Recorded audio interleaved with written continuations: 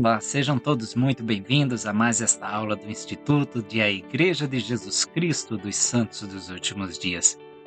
Eu sou o Gustavo Pedrosa e convido vocês para hoje estudarmos Doutrina e Convênios das sessões 67 à sessão 70. Você que é aluno do Instituto, não se esqueça de acessar a descrição do vídeo e clicar no link para assinar a lista de presença. A sessão 67 foi recebida na mesma conferência em que a Igreja decidiu publicar as revelações recebidas pelo profeta Joseph Smith na forma do Livro de Mandamentos. É interessante notar que muitas das revelações já haviam sido impressas em outros meios, em outros jornais. Por exemplo, a seção 20, sessão importantíssima, a Constituição da Igreja, já havia sido impressa. Se vocês forem no josephsmithpapers.org, vocês verão que a cópia mais antiga é de um jornal de circulação da época. Então, se estava nesse debate de se deveria ou não ser impressas essas revelações que Joseph Smith recebia.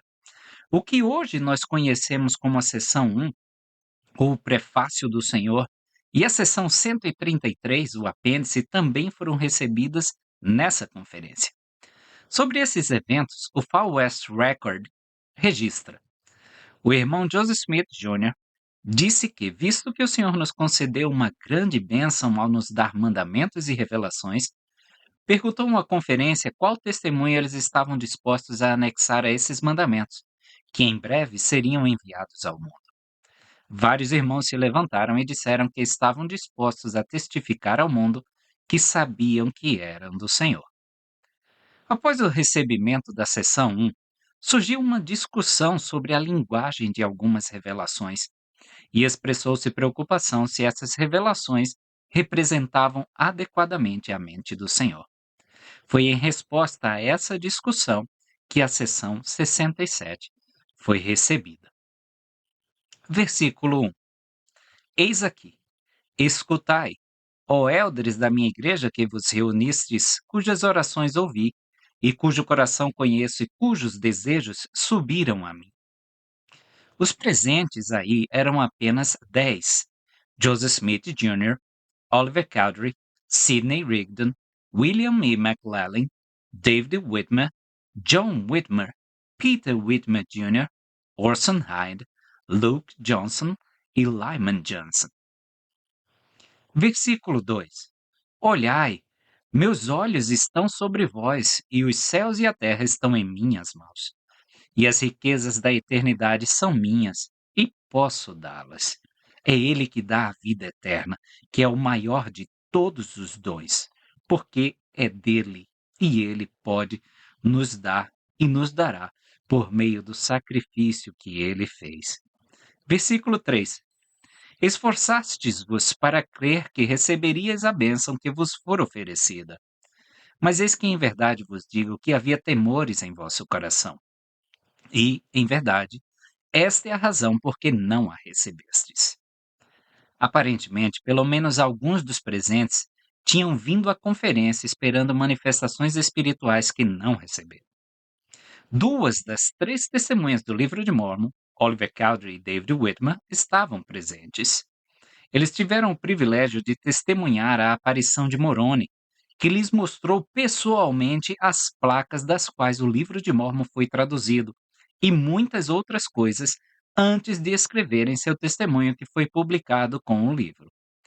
A expectativa de que tal testemunho escrito também fosse anexado ao livro de mandamentos teria sido muito natural, assim como a ideia de que poderia ser precedido por alguma manifestação maravilhosa. A promessa de que chegaria o tempo em que tais manifestações lhe seriam dadas, conforme consta nos versículos 10 a 13 desta revelação, parece confirmar que essa era a expectativa deles. Esse versículo afirma que o espírito foi restringido por seus temores e dúvidas.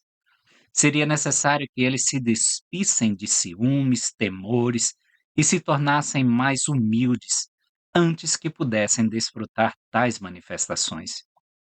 De fato, somos informados que eles não eram suficientemente humildes naquela época para serem vivificados pelo Espírito de Deus a ponto de penetrarem o véu. E é isso que o Senhor pede de nós, que nós sejamos humildes para que possamos receber essas revelações. Versículo 4. E agora, eu, o Senhor, vos dou um testemunho da veracidade desses mandamentos que estão diante de vós. Sobre esses versículos, o profeta disse, depois de receber o que foi dito acima, William E. McLellin, como o homem mais sábio em sua própria opinião, tendo mais erudição do que bom senso, esforçou-se para escrever um mandamento semelhante a um dos menores do Senhor, mas falhou. Era uma responsabilidade terrível escrever em nome do Senhor.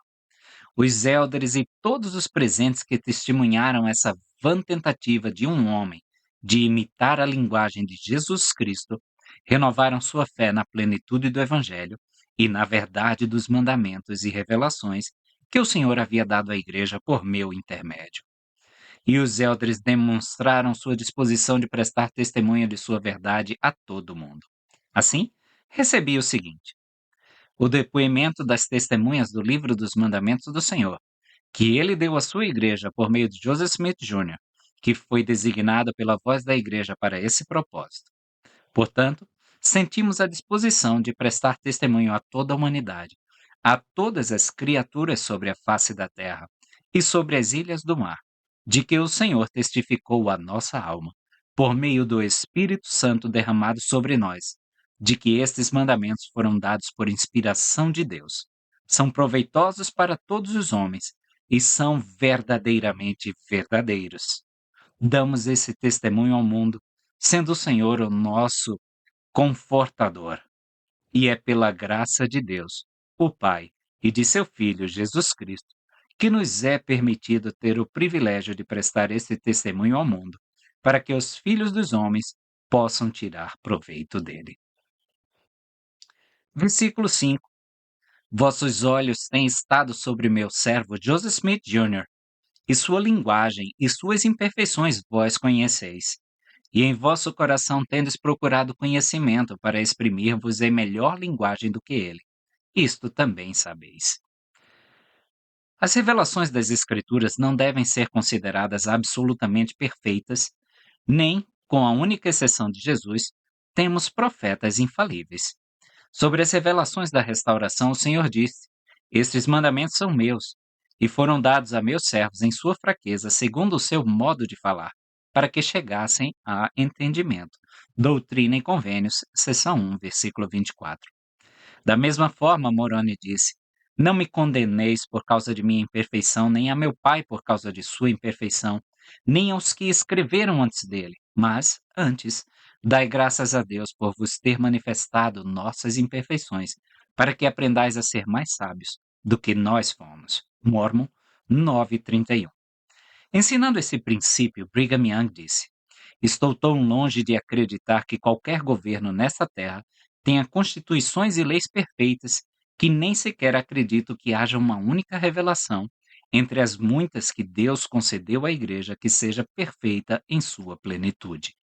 As revelações de Deus contêm doutrina e princípios corretos, até onde podem, mas é impossível para os pobres, fracos, baixos e pecadores habitantes da terra receberem uma revelação do Todo-Poderoso em toda a sua perfeição.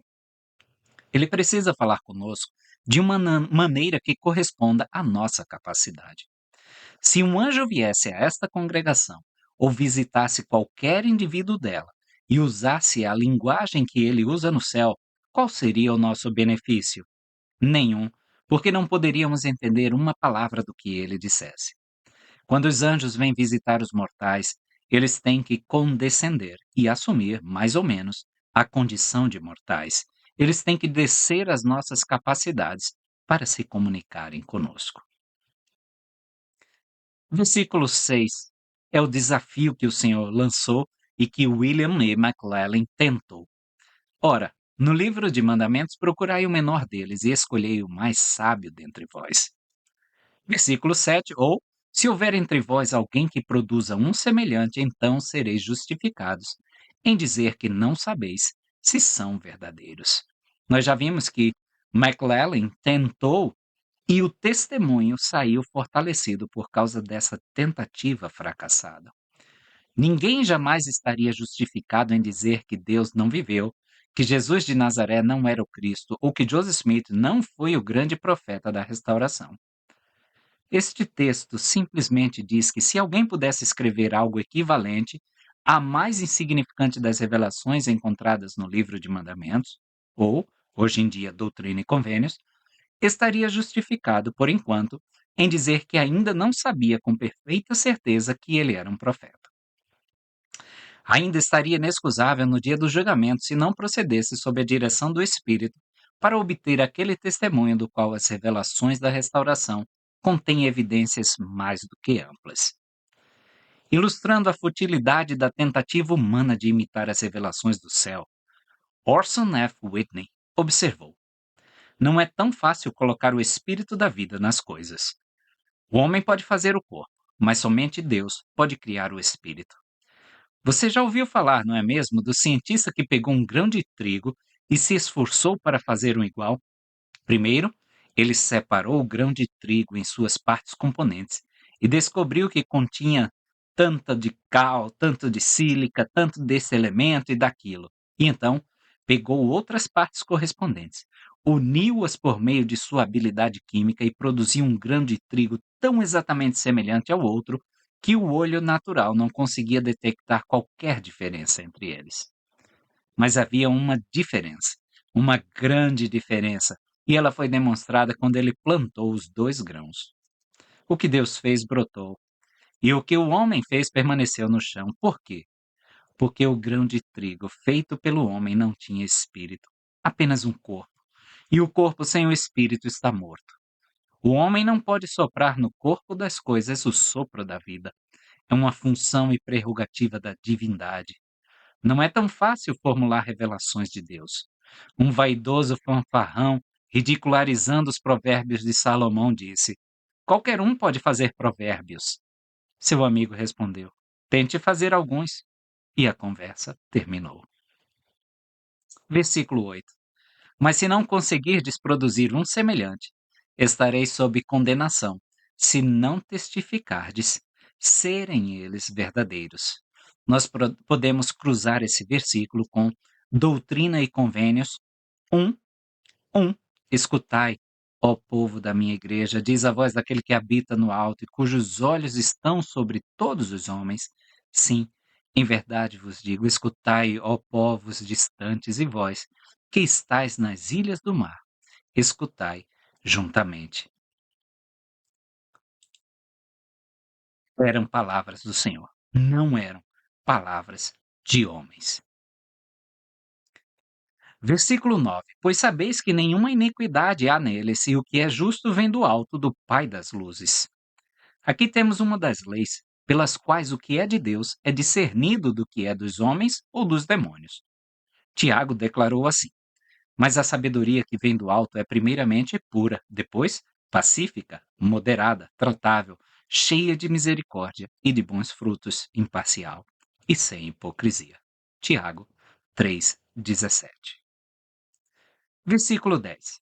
E também é verdade vos digo que é vosso privilégio, e uma promessa faço a vós, que fostes ordenados para este ministério, que se vos despirdes de invejas e temores, e vos humilhardes perante mim, pois não sois suficientemente humildes, o véu será rompido, e ver-me-eis, e sabereis que eu sou, não com a mente carnal, nem natural, mas com a espiritual. Não era intenção que a abertura dos céus estivesse apenas sobre a cabeça de Joseph Smith. Assim como a glória do nascer do sol é para todos os que se levantarem para vê-la, as glórias do reino de Deus estão lá para abençoar todos os que as receberem. Que poder deterá os céus? Perguntaria o profeta. Tal como o homem estenderia seu braço fraco para deter o rio Missouri em seu curso decretado, ou para desviá-lo, impediria o Todo-Poderoso de derramar conhecimento do céu sobre a cabeça dos santos dos últimos dias. Doutrina e Convênios, 121, 33. Todos os que pedirem com um coração honesto receberão. Todos os que servirem com fé serão recompensados com maior fé. Na revelação que se segue, esses mesmos elders recebem a promessa de que suas palavras serão escrituras. Veremos isso na sessão subsequente, sessão 68. A promessa do ministério de anjos já lhes havia sido dada, Doutrina e Convênios 13. De fato, o sacerdócio maior que possuíam fora concedido para administrar o evangelho e continha em si a chave dos mistérios do reino, sim, a chave do conhecimento de Deus. Doutrina e Convênios 84, 19. Seria seu direito, como é direito de todo santo fiel, enquanto estiver na carne, ter sua presença no mundo de glória. Doutrina e Convênios 76, 118. Versículo 11. Pois em tempo algum, na carne, o homem viu Deus, a não ser vivificado pelo Espírito de Deus. O texto frequentemente citado no Evangelho de João, que afirma que ninguém jamais viu ao Deus, João 1,18, foi corrigido pelo profeta na tradução de Joseph Smith para "E ninguém jamais viu a Deus, a menos que tenha dado testemunho do Filho, pois a menos que seja por meio dele, ninguém pode ser salvo." Tradução de Joseph Smith, João 1,19. Da mesma forma, uma declaração em Timóteo sobre o Senhor ressuscitado diz: "Ele somente possui a imortalidade, habitando na luz inacessível, a quem nenhum homem viu nem pode ver, a quem seja honra e poder sempre eterno." 1 Timóteo 6,16. A frase foi alterada para "a quem nenhum homem viu nem pode ver, a quem nenhum homem pode se aproximar, somente aquele que tem a luz e a esperança da imortalidade habitando nele." Tradução de Joseph Smith, 1 Timóteo 6,16.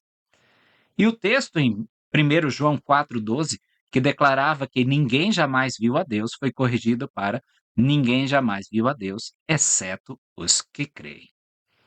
Em cada um desses textos, a correção indica que uma pessoa que vê o Cristo ressurreto deve primeiro demonstrar fé e devoção. Somos lembrados de que Cristo, que fez muitas aparições após sua ressurreição, o fez apenas aos discípulos fiéis e devotados. Para aqueles que guerrearam contra ele, como Sinédrio, Caifás, Pilatos ou Herodes, o Senhor ressurreto não apareceu. Nem apareceu para aqueles que lhe foram indiferentes. Novamente, suas únicas aparições foram para seus discípulos fiéis. Encontramos esse mesmo padrão em sua breve, mas significativa visita aos que estavam no mundo espiritual, sobre a qual nosso relato diz: "Ele não foi aos iníquos, e entre os ímpios e os impenitentes que se haviam contaminado enquanto estavam na carne, sua voz não se elevou. Nem os rebeldes que rejeitaram os testemunhos e as advertências dos profetas antigos contemplaram sua presença, nem olharam para seu rosto." Doutrina e Convênios 138, 20 e 21. O mesmo se aplica, é claro, às suas aparições no Novo Mundo. Os iníquos e indignos foram todos destruídos antes que ele aparecesse ali. Então, se nós desejamos ver a Deus em vida, ver o seu poder manifesto a nós, devemos ser fiéis, devemos exercer fé e confiança e devoção nesse Salvador, em Jesus Cristo. Versículo 12. Nem pode homem natural algum suportar a presença de Deus, nem segundo a mente carnal. Podemos cruzar esse versículo com Romanos 8, 8. E Romanos 8, 8 diz, portanto, os que estão na carne não podem agradar a Deus, somente aqueles que são espirituais. Versículo 13: não podeis suportar a presença de Deus agora, nem o ministério de anjos. Portanto, continuai pacientemente até que sejais aperfeiçoados. É um caminho de uma vida inteira, e é com paciência, até que nós sejamos um pouquinho mais perfeitos hoje do que fomos ontem. E assim é o caminho à perfeição. Versículo 14: não volteis atrás em vossos pensamentos. E quando fordes dignos, em meu próprio e devido tempo, vereis e sabereis aquilo que vos foi conferido pelas mãos de meu servo Joseph Smith Jr. Amém. Não volteis atrás em vossos pensamentos. Lembra-me da história de Jesus Cristo curando um cego. Quando ele tira esse cego da aldeia, E ele dá uma bênção a esse cego, e o cego, ele não consegue ainda distinguir os homens. Ele diz que vê os homens como se fossem árvores. E aí o Senhor dá uma segunda bênção. Essa história está relatada em Marcos, capítulo 8. E depois do homem curado, ele diz que não deve voltar para a sua aldeia, para a sua vila. Não volteis atrás em vossos pensamentos. Muitas vezes nós estamos seguindo um caminho e caímos na bobagem de retornar por aqueles velhos caminhos. Também me lembra a história do homem de Deus, relatada em 1 Reis, capítulo 13, quando o Senhor diz: Você não vai voltar pelo mesmo lugar, nem vai comer pão lá na cidade, nem beber água lá. O homem de Deus desobedece e é despedaçado por um leão. Então, que nós não voltemos atrás em nossos pensamentos, não voltemos atrás em nossos caminhos de iniquidade, fazendo o que o mundo deseja que façamos, mas escolhamos de acordo com a vontade de nosso Senhor Jesus Cristo. Doutrina e Convênios, seção 68, parece combinar três revelações, sendo a primeira a orientação do Senhor a Orson Hyde, Lucas Johnson, Lyman E. Johnson e William E. McLellin, todos os quais haviam sido chamados para servir como missionários. A revelação então volta a nossa atenção para o direito de um descendente direto de Arão de possuir as mesmas chaves da presidência que João Batista e Arão possuíam.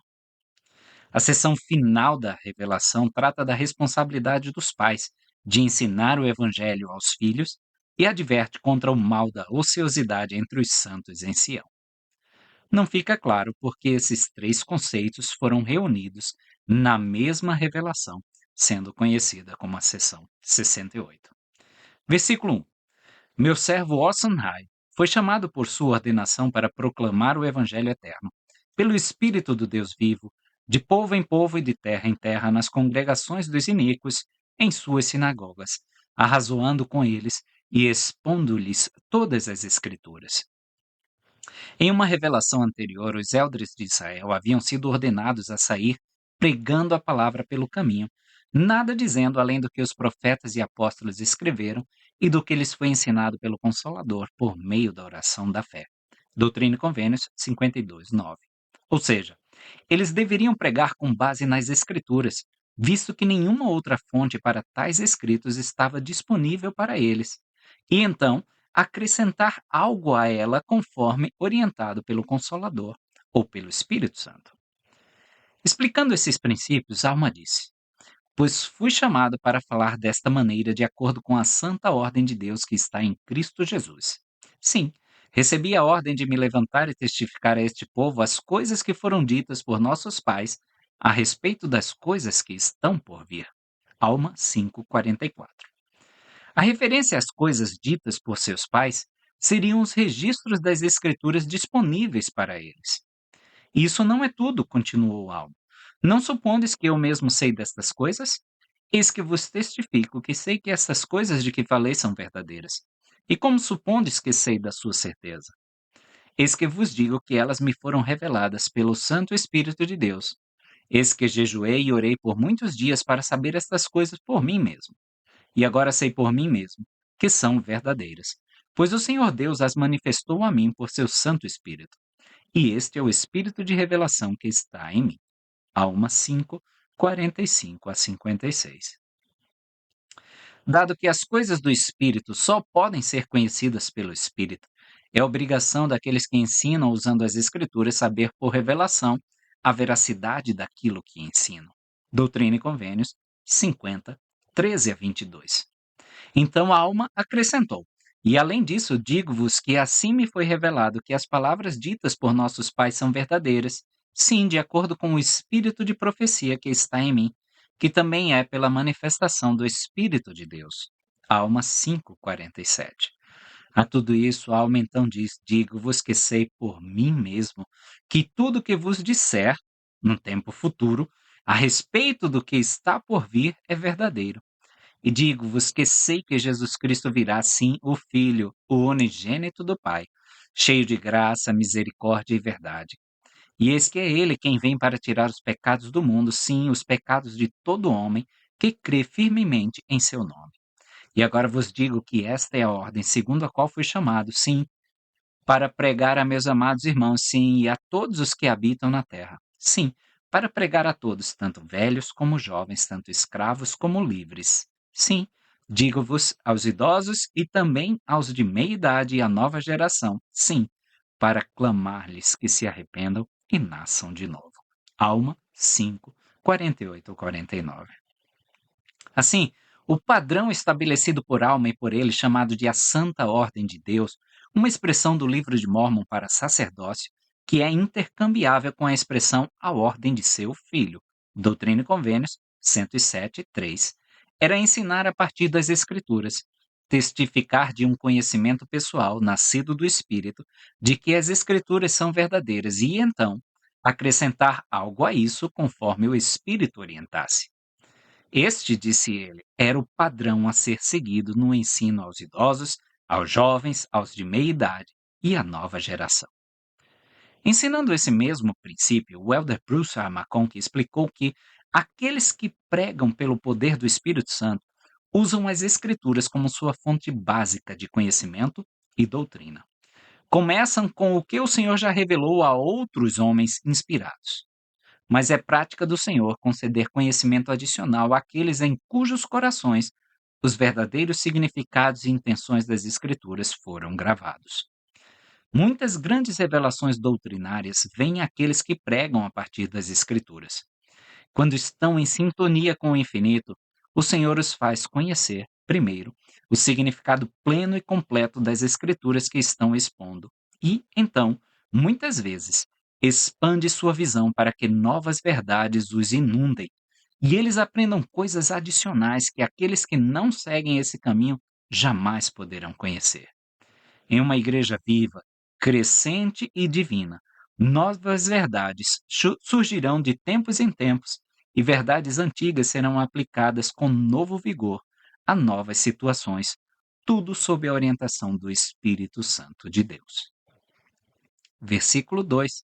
E eis que este é um padrão para todos os que foram ordenados a este sacerdócio, cuja missão, como designada, é sair para pregar.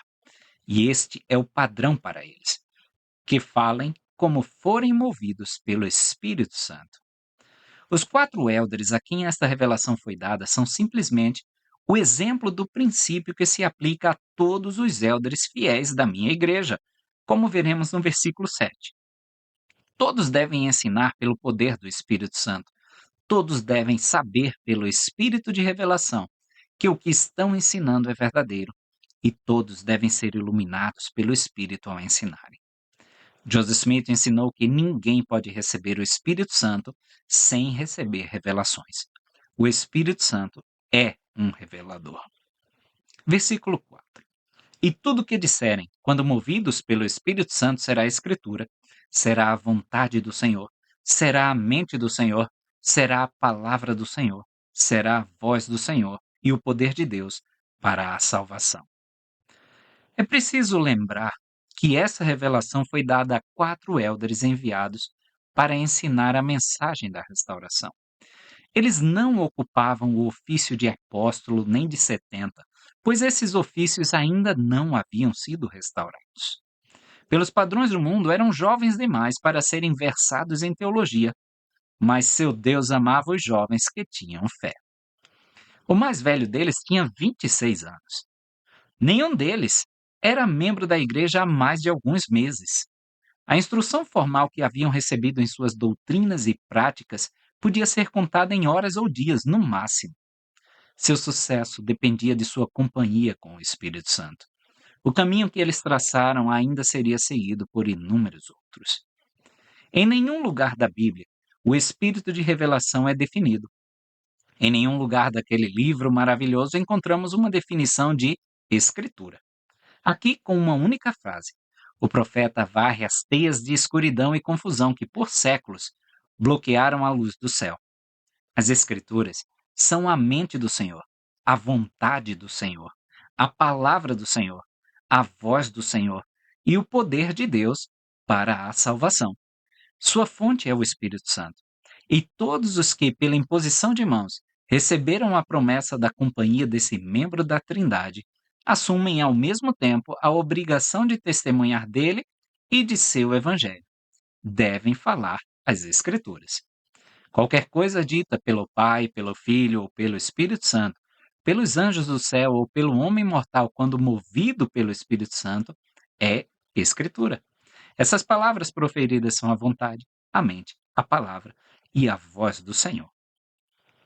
Visto que é relativamente raro para um homem mortal ouvir a voz pessoal da deidade ou conversar com anjos, segue-se que a maioria das declarações das Escrituras são dadas ao homem por revelação do Espírito Santo. Essas declarações feitas pelo poder do Espírito Santo consistem nas mesmas palavras que o próprio Senhor diria nas mesmas circunstâncias. Elas são, de fato, as palavras do Senhor, porque ele autoriza e orienta o Espírito Santo a influenciar e guiar os homens a proferi-las. É pelo poder e pela orientação do Espírito Santo, aquele personagem espiritual que, como membro da divindade, tem o poder de falar com certeza infalível ao espírito dentro do homem, que os santos têm a mente de Cristo. 1 Coríntios 2,16. Isto é, quando movidos pelo Espírito Santo, os santos são capazes de pensar o que o nosso Senhor pensa, de dar voz às próprias palavras que ele fala ou falaria, e de agir como ele agiria na mesma situação. O que é verdade para os santos mortais também é verdade para os santos celestiais, pois os anjos falam pelo poder do Espírito Santo, portanto, falam as palavras de Cristo. Segundo Nef 32, 3. Toda escritura é verdadeira. Ela é composta total e unicamente de verdade pura, sem retoques, irrefutável e eterna. A tua palavra, ó Deus, é a verdade. João 17, 17. Pelo poder do Espírito Santo, podeis saber a verdade de todas as coisas. Moroni 10, 5. Todas as Escrituras vêm por revelação. Sempre que qualquer verdade revelada é expressa em palavras, essas palavras são Escrituras. O Espírito Santo é um revelador, disse Joseph Smith. Ninguém pode receber o Espírito Santo sem receber revelações. E quando essas revelações são faladas ou escritas, elas são Escrituras. A maior parte das Escrituras foi, é e continuará sendo oral e não registrada. Por toda a extensão de seu reino terreno, os agentes do Senhor são frequentemente movidos a falar, testificar, profetizar, exortar, expor, pregar e ensinar pelo poder do Espírito Santo. Tais declarações inspiradas beneficiam e abençoam aqueles que as falam e os espiritualmente dotados entre os ouvintes. Versículo 7. Esta é a palavra do Senhor a ti, meu servo Orson Hyde, e também a meu servo Luke Johnson, e a meu servo Lyman Johnson, e ao meu servo William E. McLellan, e a todos os eldres fiéis de minha igreja. Podemos cruzar esse versículo com Doutrina e Convênios 93, 49. E no versículo 6, voltando um pouquinho, gosto da força que o Senhor nos dá. Tende bom ânimo e não temais, porque eu, o Senhor, estou convosco e ficarei ao vosso lado. E testificareis de mim, Jesus Cristo, que eu sou o Filho do Deus vivo, que eu fui, que eu sou e que eu virei. Se Ele está ao nosso lado, quem nós vamos temer? Devemos testificar sem temor de Jesus Cristo. Versículo 8. Ide por todo o mundo, pregai o evangelho a toda criatura, agindo pela autoridade que eu vos dei, batizando em nome do Pai, e do Filho, e do Espírito Santo. Foi com essa mesma linguagem que Cristo comissionou os 12 a irem por todo o mundo para declarar o seu evangelho. No meridiano dos tempos, Marcos 16, 15. Esta é a primeira vez que essa linguagem expressa aparece nas revelações da restauração. Nesse sentido, então, essas palavras poderiam ser consideradas como nossa comissão de declarar o Evangelho entre todas as nações da terra. A frase também encontra expressão em Doutrina e Convênios 84:62 e 112:28. Versículo 9: E aquele que crer e for batizado será salvo, e quem não crer será condenado. E aquele que crer será abençoado com sinais que se seguem, sim, como está escrito. Versículo 11: E a vós será dado conhecer os sinais dos tempos e os sinais da vinda do Filho do Homem. Embora ninguém saiba o dia ou a hora do retorno de Cristo, sua vinda não surpreenderá os santos fiéis, que, conhecendo os sinais dos tempos, terão todas as coisas prontas. E a vós será dado o poder de selar para a vida eterna todos aqueles de quem o Pai testemunhar. Amém. Encontramos isso nas ordenanças do templo, selados para esta vida eterna, por meio desse mesmo poder do sacerdócio, o poder selador. Versículo 15. Portanto, eles serão sumos sacerdotes, falando de outros bispos que seriam designados. Eles serão sumos sacerdotes dignos e serão designados pela primeira presidência do sacerdócio de Melquisedeque, exceto quando forem descendentes literais de Arão. Então vamos entender esse versículo.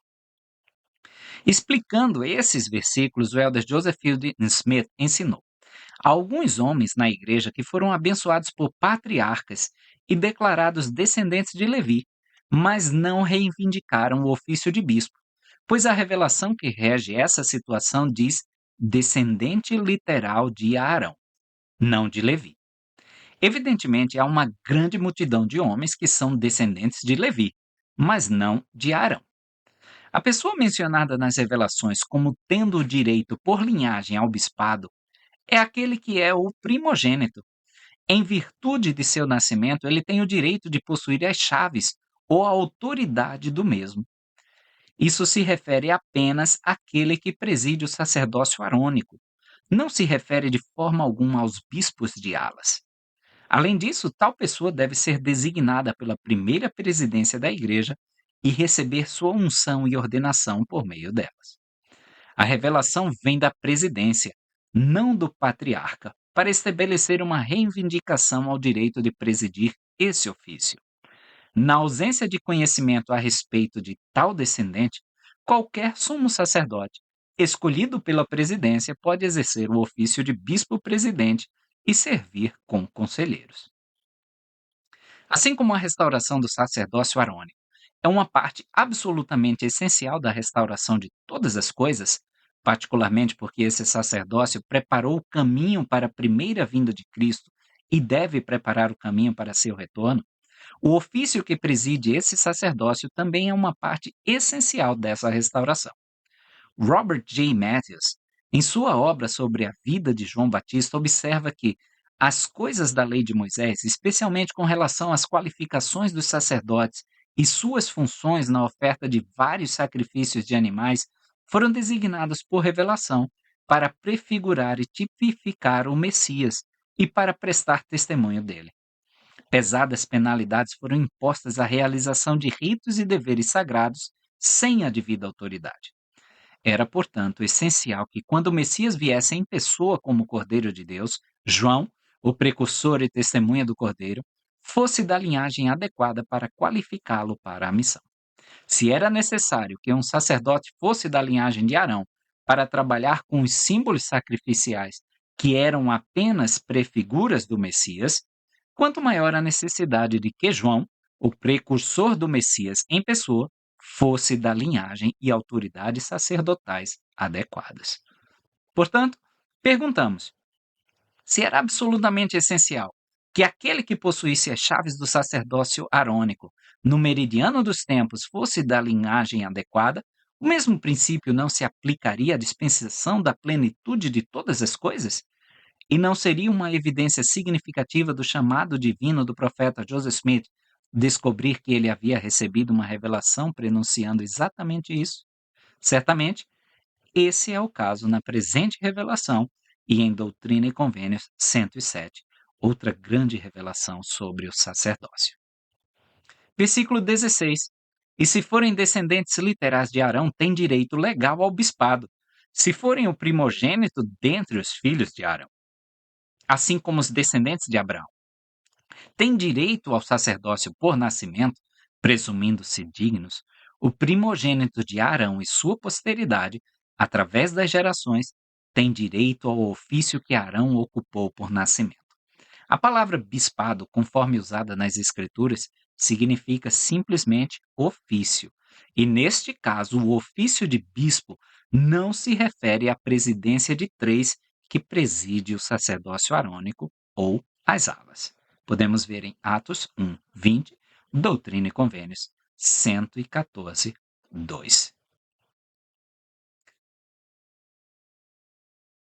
Vamos para o versículo 25. E também se em Sião, ou em qualquer de suas estacas organizadas, houver pais que, tendo os filhos, não os ensinarem a compreender a doutrina do arrependimento, da fé em Cristo, o Filho do Deus vivo, e do batismo e do dom do Espírito Santo pela imposição das mãos, quando tiverem 8 anos, sobre a cabeça dos pais, seja o pecado. Não conhecemos nenhuma sociedade em que os pais não sejam responsabilizados pelo bem-estar dos filhos. Dar a vida é assumir a responsabilidade por ela. Essa responsabilidade vai muito além de alimento, abrigo e vestimento, abrangendo comportamentos aceitáveis e, por fim, a capacidade de prover a si mesmos. Aqui o Senhor torna uma questão de responsabilidade divina para os pais ensinarem aos filhos as verdades da salvação e criá-los na fé. Não há surpresa nisso. Eles também são seus filhos. Somos um povo do convênio. E quando um homem e uma mulher vão à casa do Senhor para receber a promessa de que seu amor pode ser eterno, que podem continuar como marido e mulher nos mundos vindouros e que sua posteridade pode cercá-los, só podemos esperar que o autor do convênio exija algo de nós em troca. Certamente, o que é exigido inclui a responsabilidade de plantar no coração de nossos filhos o desejo de se casar no templo e a responsabilidade de criar nossos filhos com o desejo de servir como missionários. Ocasionalmente, ouvimos pais dizerem que cabe aos filhos decidir se frequentarão a igreja, se serão batizados, se obedecerão aos padrões da igreja, se servirão missão e assim por diante. Ficamos nos perguntando se esses mesmos pais dão aos filhos a mesma liberdade de escolha no que diz respeito à educação ou à escolha dos alimentos que comem ou aos remédios que tomam quando doentes. Que seu direito de arbítrio deve ser protegido é inquestionável. O que não está inquestionável é o grau de arbítrio ou a extensão das escolhas que lhes são concedidas quando crianças. Cabe ao aluno do ensino fundamental escolher não ir à escola? As crianças do ensino fundamental devem ter total liberdade de escolha quanto aos alimentos que comem quando vão para a cama ou o que é comportamento aceitável e o que não é? O grau de responsabilidade de controlar tais decisões no âmbito temporal difere pouco da responsabilidade que os pais têm no âmbito das coisas espirituais. Certamente não gostaríamos de argumentar que os pais são responsáveis pelo bem-estar físico de seus filhos, mas não pelo seu bem-estar espiritual. Versículo 27.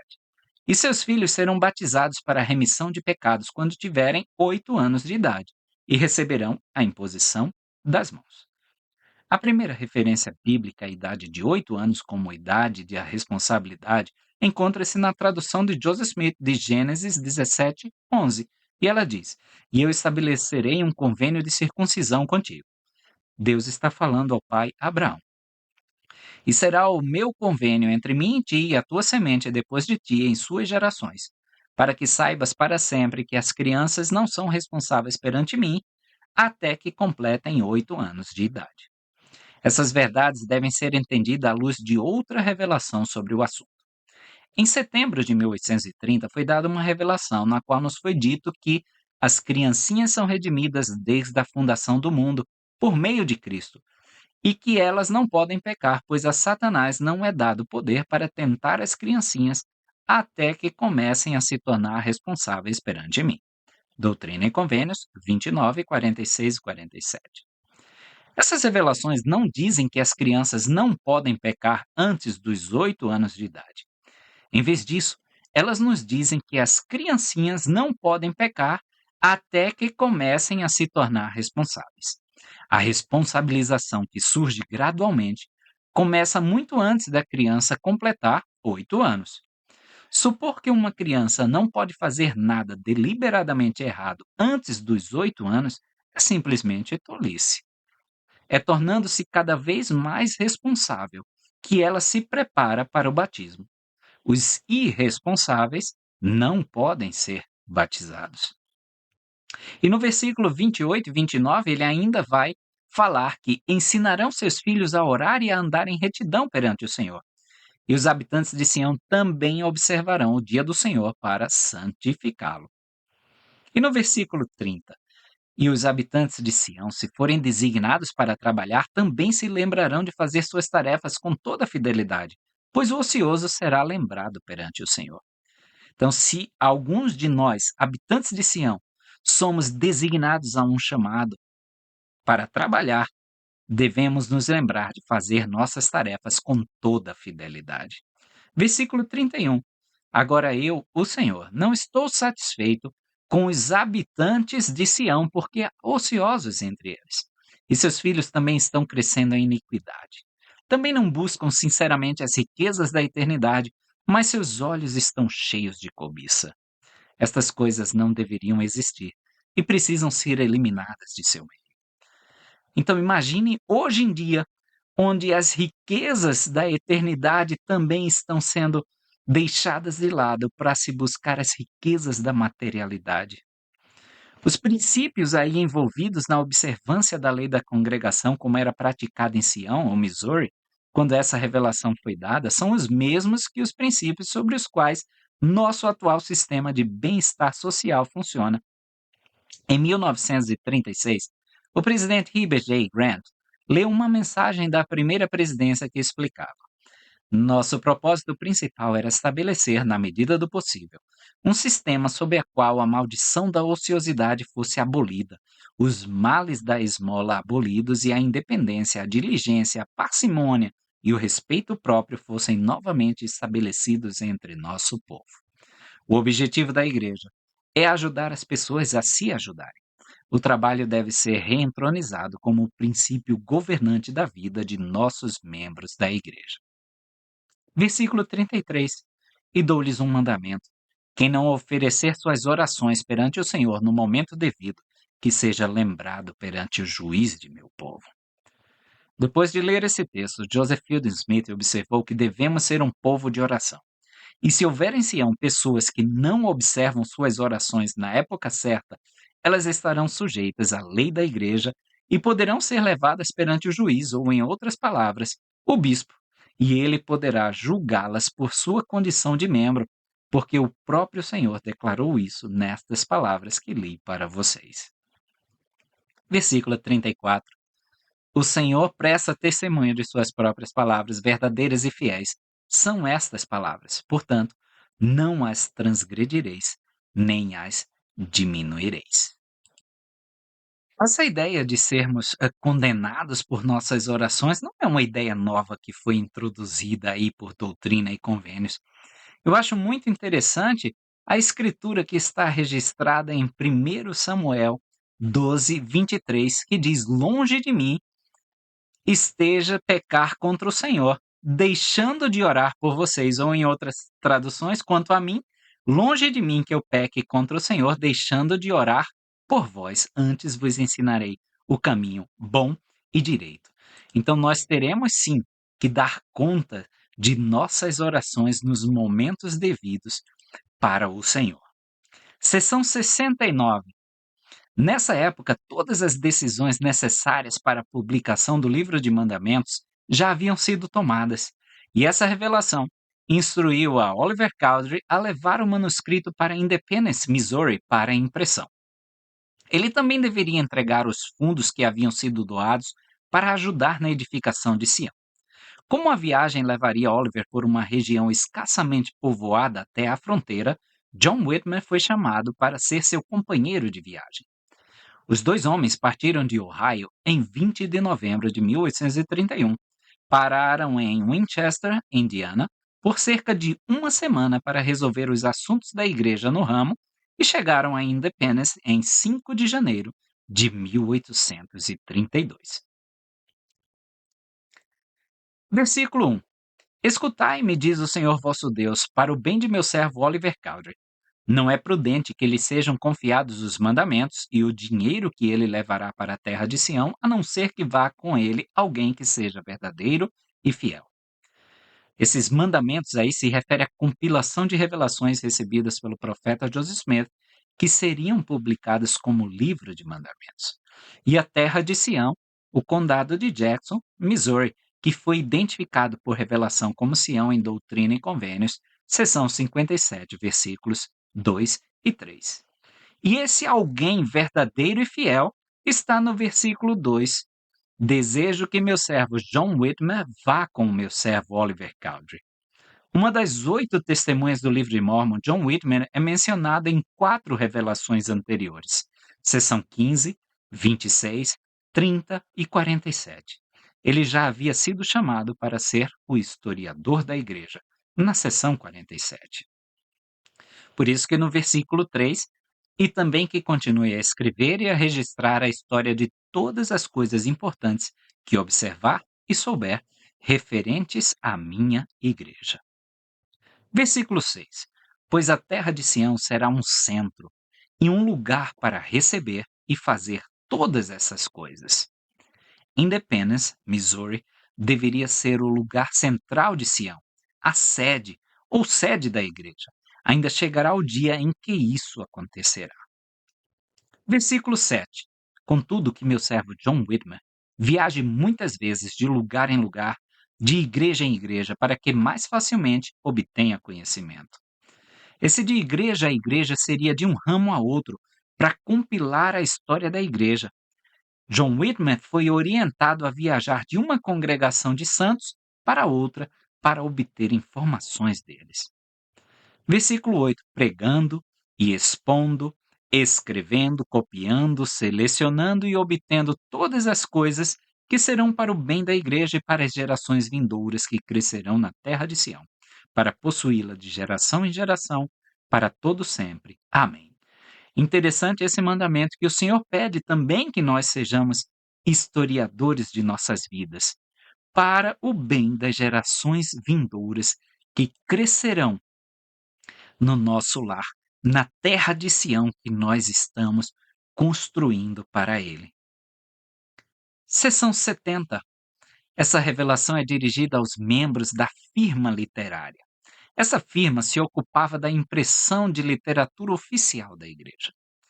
Em 12 de novembro de 1831, último dia das conferências de Hiram, Ohio, decidiu-se que, visto que Joseph Smith, Oliver Cowdery, Sidney Rigdon, John Whitman e Martin Harris haviam desempenhado um papel tão notável no registro, preservação e preparação das revelações para publicação, eles deveriam ter direito à igreja como recompensa. Portanto, foi votado pelos presentes que os irmãos acima mencionados fossem designados para administrar os escritos sagrados de acordo com as leis da igreja e os mandamentos do Senhor. Esses homens que deveriam administrar as revelações constituíam os membros da firma literária. Os membros da sociedade eram consagrados em suas respectivas responsabilidades, e os lucros da venda das publicações da igreja beneficiariam tanto os membros individualmente quanto a igreja como um todo. As publicações incluiriam a tradução de Joseph Smith, um inário da igreja e um jornal da igreja. Versículo 3. Eu, o Senhor, indiquei-os e ordenei-os para serem os mordomos responsáveis pelas revelações e mandamentos que lhes dei e que lhes darei mais adiante. Os irmãos nomeados no primeiro versículo dessa seção, que são eles: Joseph Smith Jr., Martin Harris, Oliver Cowdery, John Whitman, Sidney Rigdon e William W. Phelps, foram responsáveis perante o Senhor pela publicação do Livro de Mórmon e do Livro de Mandamentos, que agora nós conhecemos como Doutrina e Convênios. E olha que interessante, no versículo 4, e um relatório dessa mordomia deles exigirei no dia do juízo. O Senhor exigirá um relatório de todas as nossas mordomias no dia do juízo final. Nossa mordomia com o nosso corpo, com a nossa vida, como pais, como maridos, como esposas, como membros da igreja. Versículo 6: Portanto, dou-lhes o mandamento de não transmitirem essas coisas à igreja nem ao mundo. Nem o livro de Mórmon, nem o livro de mandamentos deveriam ser doados. Eles deveriam ser vendidos a um preço justo, com qualquer lucro da venda destinado à compensação dos membros da firma literária por seus esforços e ao armazém do bispo, onde o dinheiro seria consagrado aos habitantes do Sião. Versículo 10: E eis que ninguém que pertence à igreja do Deus vivo está isento desta lei. Todos os que fossem a Sião deveriam estar vinculados à lei da consagração. Hoje em dia, ninguém está isento dessa lei. No templo, nós fazemos exatamente esse mesmo convênio, o convênio da consagração. Versículo 12: Aquele que for designado para administrar as coisas espirituais é digno de seu salário, assim como são aqueles a quem forem dadas mordomias para administrar as coisas materiais. Sobre o trabalho aqui envolvido, Joseph Smith observou: o irmão Oliver trabalhou comigo desde o início, escrevendo, etc. O irmão Martin trabalhou comigo desde o início, assim como os irmãos John Whitmer e Sidney Rigdon, por um tempo considerável. E como estes escritos sagrados estão agora indo para a igreja em seu benefício, para que possamos ter direito à igreja como recompensa, se esta conferência considerar que essas coisas dignas de serem registradas para demonstração futura, sinto que será de acordo com a mente do Espírito, pois por ele essas coisas foram colocadas em meu coração, as quais eu sei ser o Espírito da verdade. Essa revelação reconhece que aqueles que se dedicaram a trazer à luz as revelações de Deus, tanto para a edificação quanto para a salvação dos santos, tinham direito à igreja para seu sustento temporal. Necessariamente, o estabelecimento do reino de Deus exigiu o estabelecimento de uma série de diferentes tipos de mordomias. O profeta e aqueles mencionados nessa revelação tinham a mordomia de publicar as revelações e os mandamentos. Outros receberam uma mordomia envolvendo a gráfica, Doutrina e Convênio 104. Alguns deveriam trabalhar em um estabelecimento comercial, mercantil, Doutrina e Convênio 104 também, e assim por diante. Versículo 14: Contudo, nas coisas materiais sereis iguais, e disto não reclamareis. Caso contrário, será retida a profusão das manifestações do Espírito. Novamente, a revelação é dirigida àqueles que vivem a lei da consagração praticada em Sião. Tanto o trabalhador quanto o artesão habilidoso seriam recompensados de acordo com as suas necessidades. O trabalho de um homem não deveria ser valorizado acima do de outro. Cada um receberia de acordo com a sua família, suas circunstâncias, suas necessidades e seus desejos. Doutrina e Convênios 51. E aí eu finalizo com a seção 70, versículo 17 e 18. Pois eles foram fiéis sobre muitas coisas e agiram bem uma vez que não pecaram.